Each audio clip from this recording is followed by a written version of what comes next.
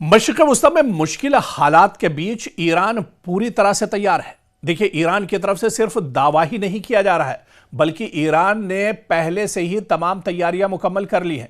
आपको याद होगा कि पिछली बार जो जंग हुई थी, 12 दिनों की जो जंग इजराइल के साथ हुई थी, उसके बाद ईरान का बयान आया था। उस जंग के खत्म होने के बाद ईरान के supreme leader Ayatollah Ali Khamenei का बयान आया था।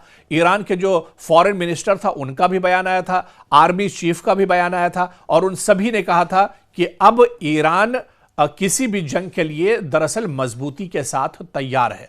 क्योंकि इससे पहले आपको याद होगा कि इजराइल ने अचानक हमला किया था। अब तो अमेरिका और डोनाल्ड ट्रंप बहुत पहले से बयानबाजी कर रहे हैं। जब ईरान के अंदर एहतजाज और प्रोटेस्ट शुरू हुए, वो एहतजाज और प्रोटेस्ट एक तरह से ख़त्म भी हो गए। जो कसूरवार हैं उन्हें एक तरह से जेल में डाल दिया गया है, और दूसरी तरफ अमेरिका लगातार गीदड़ भभकी देता रहा। डोनाल्ड ट्रंप लगातार बयानबाजी करते रहे और हमला करने की हिम्मत नहीं जुटा पाए। तो कहीं ना कहीं अब जिस तरह के हालात मशरिक़ वस्ता में बने हुए हैं, ईरान की तैयारी पूरी है।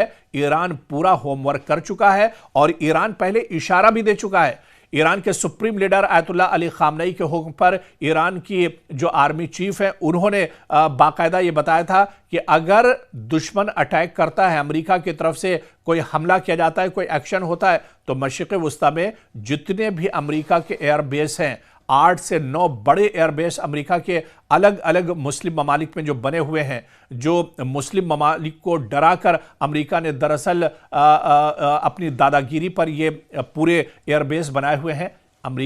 ईरान ने कहा था कि ये एयरबेस उसके मिसाइल के निशाने पर है, और एक इशारा करते ही ये एयरबेस एक तरह से अमेरिका के तबाह बर्बाद हो जाएंगे। और ईरान ने एक बार फिर कहा है कि ईरानी जो अफवाज हैं, जो बुनियादी तौर पर सिपाही पासदारान की बहरिया की क़यादत में है, खलीज फारस जहां पर, जी हां, खलीज फारस इन दिनों इस वजह से चर्चा में है क्योंकि खलीज फारस जो फारस सी है, यहां पर ही अमेरिका का यूएस अब्राहम लिंकन एक तरह से अपना लंगर डाल चुका है। मशरिक़ वस्ता का ये पूरा हिस्सा माना जाता है और ये बहुत इंपॉर्टेंट खलीज फारस है किसी भी मिशन के लिए, किसी भी एक्शन के लिए। तो अब इस खलीज फारस में जहां पर यूएसएस अब्राहम लिंकन आकर रुका है, यहां पर दरअसल ईरान पहले से तैयारी करके बैठा हुआ है। ईरान शिकार करने के लिए पहले से दरअसल तैयार बैठा हुआ है, और वही जानकारी हम आपको दे रहे हैं। जो अपडेट खबर इस वक्त ईरान और तेहरान से निकल कर आ रही है कि खलीज फारस के जो तमाम इलाके हैं, खास तौर पर अबनाए हुर्मुज की बात कर ली जाए खलीज फारस में, या हुर्मुजगान सूबे के इर्द गिर्द जो अपनी जो मजबूती है वो ईरान ने पहले से कर ली है। तो अबनाए हुर्मुज के आसपास चारों तरफ अपनी फौज एक तरह से ईरान ने लगा दी है। और जिस तरह से हमने आपको पहले बताया था कि तकरीबन 300 जो बहरी कश्तियां हैं, उन्हें मिसाइल गाइडेड मिसाइल जो सिस्टम है, वो 300 कश्तियों पर ईरान ने पहले ही एक तरह से तैयार रखा है कि अगर अमेरिका की तरफ से कोई एक्शन होता है, अब्राहम लिंकन से कोई कार्रवाई की जाती है, तो फौरन जो कश्तियां ईरान की है, यहां से मिसाइल और रॉकेट के जरिए से अब्राहम लिंकन पर अटैक किया जाएगा। तो ईरान ने अपनी तैयारी इस बार बता दी है कि वो पूरी मजबूती के साथ मैदान में उतरेगा। इस बार ईरान को हल्के में न लिया जाए। और बाकायदा ईरान के जो आर्मी चीफ हैं, उन्होंने कहा है कि ईरान के चाहे अल फतेह मिसाइल की बात की जाए या मुकद्दम 360 की बात की जाए, एंटीशिप दरअसल ये मिसाइलें हैं जो समंदर के अंदर अटैक करती हैं, जो अब्राहम लिंकन के लिए मुसीबत खड़ी कर सकती हैं, जो इंटरनल गाइडेंस